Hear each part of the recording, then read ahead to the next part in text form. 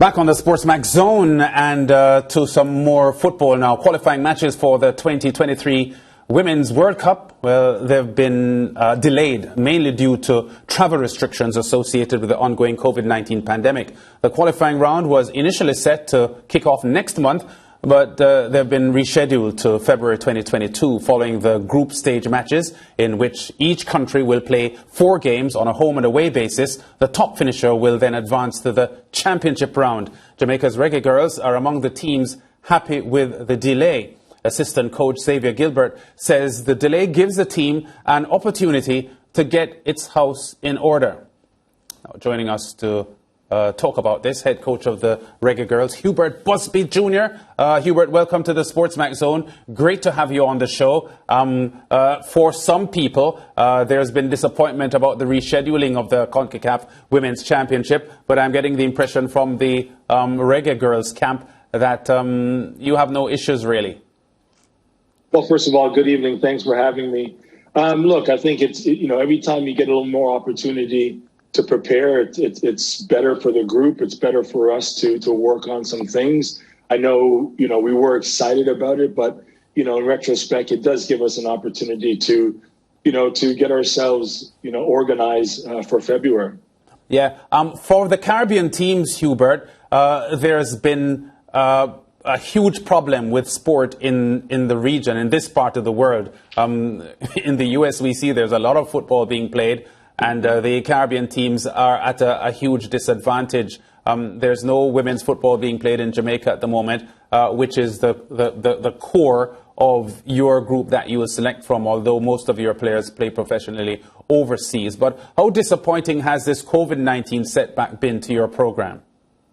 Well, I think it's all of us. I think we have to take it in perspective. I mean, the whole world, and especially in the West Indies, as you alluded to, has been impacted, tremendously. And one of the things that we recognize is the fact that, we have to get, football up and running in a safe environment, because again, it's been close to 2 years now, and every time that, there's a delay, we fall further and further behind in terms of our grassroots development. And not just us, but everywhere in the West Indies. So we're hopeful that we can, obviously the authorities can rectify this and we can get back to playing some football on the island. Yeah. Having said that, Hubert, do you feel the Reggae Girlz at this present moment in time would be less equipped to qualify for the World Cup than they were when they successfully did the last time? Well, it's hard to say, because obviously one of the things that we've in terms of our evolution as a group and as a program has seen it, you kind of mentioned that earlier on about our players are playing overseas. And that's one of the things that we looked into go into this next cycle, that it was not necessarily a mandate per se, but it was something that we charged the players to do, is find themselves a very good environment for them to be in, an environment where they are challenging themselves week in, week out to play, challenging themselves in top competition and taking themselves outside of their comfort zone. And so all those things are going to, bode well for us heading into this round, which is a little bit different from the last cycle. But yeah, there's no doubt, there's been some challenges, but those challenges just allow for us to organize, I said, better and plan accordingly and be better in our execution. And speaking about challenges, when you found out that Denisha Blackwood would be out of the squad because of injury and she wouldn't have been able to participate if the matches were to go ahead next month, you recognized that it was a big blow and, of course, anticipated that the rest of the players would step up. Talk to us about the depth of this Reggae Girlz team that would be competing in February within Group C. Yeah, well, Denisha, we affectionately call her, is fantastic. And look, I can speak about, everyone knows the qualities that she brings as a player and the dynamic qualities she brings to the team. But really what we've been able to see as a staff is her come on leaps and bounds as a leader in this group. It's amazing because, again, we were the second youngest team in the World Cup, and now those players are are coming into, huge leadership roles within the group. And I think that's where we'll miss her the most. Her ability is her ability, don't get me wrong, but I think, we'll miss that. So it's important that she's still part of the group. She's important that she's still a very good connector within the squad. And obviously, it's a huge blow, but I mean, that's football, that's sports. Somebody now needs to step up into that role, and we're excited about what that looks like heading into camp next week. But Coach, wouldn't February give her the opportunity to be able to suit up for the Reggae Girlz? Because I think they gave her, I think it's 10 weeks to recover, so she should be ready by then, by February. No, it's actually 10 months. So she's out. Yeah, she's out for a while. But I think from when the injury occurred, we're going to focus on those games in February, not look too far ahead. But hopefully, when we qualify or get out of that group, and you look to the next round, she'll be ready for that. But as I alluded to, the focus right now is next week. I know it's very cliche, but we really have to focus on implementing some things that we want in camp. Focus on next week and allow for that to be a positive momentum as we take into the February qualifiers. Right, and have you been in contact with Khadija Bunny Shaw? She's been doing amazing things for Manchester City, and I just think that she would be a great addition to this setup that you have. Yeah, I mean, obviously, Bunny's, Khadisha, again, we love our nicknames with our players, just affectionately known. But, again, I can't speak highly enough. I've come on record of saying, we believe that she's the best striker in the world. I wouldn't trade her for anybody, for any other striker in the world. She just gives so much to the group, both on and off the field. And, it's great. I don't think a lot of people understand how difficult it is for someone to go into a new country, even if you speak the same language, to acclimate the way that she has, to perform the way that she has. And during this time, I think a lot of people don't realize as well is that Man City has been plagued with a lot of injuries. And so their group has been struggling from that perspective, and she's continued to do well week in, week out. So, yeah, we're extremely proud of her. Obviously look forward to her coming in next week as well. Yeah, Hubert, stick with us. We're going to a commercial break. We'll be back in just a moment to continue our discussion on the CONCACAF Women's Championship, set back till February, several months behind the original schedule, but a lot more to talk about with football in the Caribbean as far as the women are concerned, and we'll be back with that after this.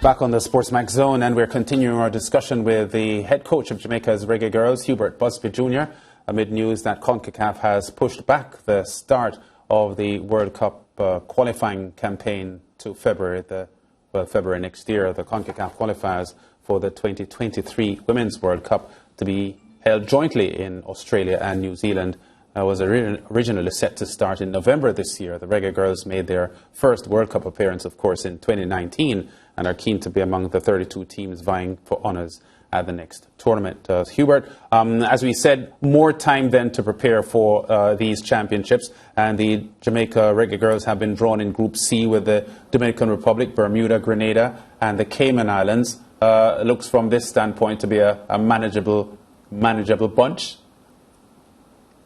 Yeah, I mean, I don't want to get into the notion again. Football is not played in me, but it's so true. It's not played. At the end of the day, these teams, we have to respect our opponents. We really do. And football has grown tremendously in the islands, and it's a different perspective. We're not. We always say we're not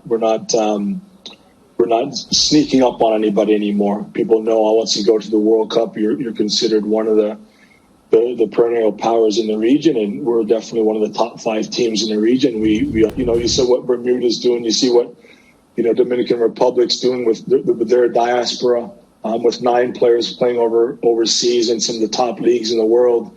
It's not going to be an easy game and easy matches by any means. And then obviously you have to deal with travel and deal with going into these different countries. So we don't take anything for granted, and that's why we want to make sure that we are adequately prepared, to ensure passage to the next round. Yeah, I see Trinidad and Tobago, one of the strong women's football forces in CARICOM, getting ready for a couple of friendlies against Panama later this month, and the Jamaicans are booked for some friendlies against Costa Rica. Can you talk to us a little bit more about preparation as you look toward February? Yeah, well, first and foremost, obviously, we're grateful for our ambassador, Sadell Marley, for hosting and kind of putting on this event in Miami, as you can see. And so, obviously, we're excited. Costa Rica is a team that we've battled with from all different age groups, 17s, 20s, and senior women. So we're looking forward to playing them obviously in Miami, for actually technically Fort Lauderdale next week. I always catch myself with that, but Pink Stadium, home of Inter Miami. But again, not just the matches, but the training, allows for us to come together, allows for us to go over some things that we haven't been able to do in an awful long time, since June, really. So we've had calls, we've had IDPs and Zoom calls with players, and we've checked in with them, but nothing beats getting on the training pitch and working through some of the kinks that we need to in preparation for February. Yeah, and last week, talking about Sadell Marley, I was reading an article about the importance, calling for Jamaican businesses to support the Reggae Girlz, because we know how important finances it is to any crucial setup. So talk to us about, how has the response been from Jamaica? Have you been getting sponsors, especially because we're in the middle of a pandemic? Yeah, it's difficult. So we're conscious of that. We know that, the funding or sponsorship dollars are not where they could be based on what we've gone through in the last 2 years. But, we also know the importance of women's sports and the importance of having women in the forefront now, especially when it comes to sports and what that means to society. And that's why we're championing the cause. And I've gone on record, obviously Sadella and her team have gone on record to try to draw in that sponsorship. And the reason why, it's not just a charity for sake. We understand the benefits of what this means for generations. We all know that, especially as sporting people and Jamaicans, we want to go to the biggest events. We love the Olympics. We love, obviously, being at the World Cup in the world at the highest stage. But it's not about going every 23 years.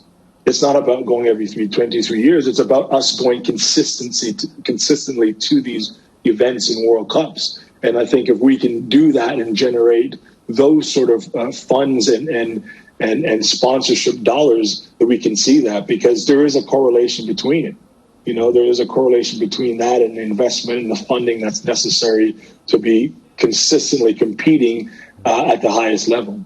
Yeah, well, Hubert, great talking to you on the SportsMax Zone. We will be keeping in touch with the Reggae Girlz program, as well as looking at some of the other Caribbean teams that will be preparing for the Women's CONCACAf Championship in February. Thanks for joining us. Thanks for having me. Yeah, Hubert Busby, their head coach of the Jamaica Reggae Girlz, and they're getting ready for a competition in February. And as we said, they're in Group C with the Dominican Republic, Bermuda. They're up against the Grenada and the Cayman Islands. TNT, who will be facing Panama in 2 friendly internationals later this month. They're in Group F with Guyana, Nicaragua, Dominica, the Turks and Caicos Islands, and the Costa Ricans, who the Jamaicans will play in friendlies. The Costa Ricans are in Group B with Guatemala, St. Kitts and Nevis, the U.S. Virgin Islands, and Curacao. So, Mariah and George, great to see that the head coach of the Jamaican team is embracing the fact that there is now more time to prepare for these February women's championship matches, which will be good preparation for the later stages of World Cup qualifying. Definitely, and I know one of the concerns in relation to the Reggae Girlz is that they didn't get enough practice, they didn't get the team to gel and whatnot. So there's a couple of months, and I hope that they capitalize on that. It's time to get started. Yeah, well, but moving on, 6 months after signing up to coach Trinidad and Tobago's senior women's team, the Welshman James Thomas has left the role to take up a job as women and girls youth development with Bristol City's women's team in England. Thomas's departure means assistant coach Charlie Mitchell will take charge of the TNT team on an interim basis. And that, George and Mariah, would be a hugely disappointing development for the TNT women's program, because he was just appointed in the summer. He hasn't yet taken the team into a match or a competition, and he's left the job. I know, and I feel as if it happened not at the right time, because we're getting ready for these practice matches, and you would have loved to have a man of his expertise, you know, with the women's team and whatnot. But it has already happened. Thankfully, it didn't happen in the middle of the World Cup qualifiers and whatnot. And the girls now can, you know, continue with the assistant coach, because they would have been training with him as well. So time to get things rolling. We have to win. Yeah, TNT's football, we all know, has been going through some rather difficult times, and I'm sure James Thomas would have looked at the landscape and seen the uncertainty. There isn't even a proper football association in place. It's a holding committee that is led by Robert Haddad that is in charge. And in a situation where the male coaches don't have everything they need to prepare the men, and you know that the bias towards men's football everywhere around the world, perhaps except the United States, and even there women will say, well, we are discriminated against, but that's another story. You look at James Thomas and you'd be probably wondering, well, I'm in a situation where it's uncertain. The ship is unsteady, the ship being the Trinidad and Tobago Football Association, which doesn't exist in real terms. I have a job closer to home back in Britain at one of the best women's team in England to develop the next wave of talent. I will have at my disposal all that a coach could reasonably ask for, which is a far cry from what I can even imagine having in TNT. Why not go? So I think it was a purely professional decision, and you can't fault a man for making that decision. I'd suggest that were it a TNT International, a TNT National, perhaps they would have thought long and hard and perhaps stayed to develop TNT's football. But James Thomas will tell you that he owes nothing to anywhere not Wales or not the UK. That's his country. That's where he has that connection. So I think it was purely a professional decision to go, and you can't fault him for that. Yeah, and at the end of the day, I think it pretty much was a no-brainer for him. Yep. Yeah, given the choices that he faced. Now, coming up, the Calypso girl, Jamila McCarthy, gets set to take up a contract in the UK's Vitality Super League in netball. But first, she'll have to navigate an upcoming tri-series involving Jamaica's Sunshine Girls. And she'll join us shortly. And with about 10 days to go before the Windies begin their defence of the ICC T20 World Cup title, skipper Kyron Pollard believes it's pointless to discuss the composition of the squad at this time. More to come on the SportsMax Zone.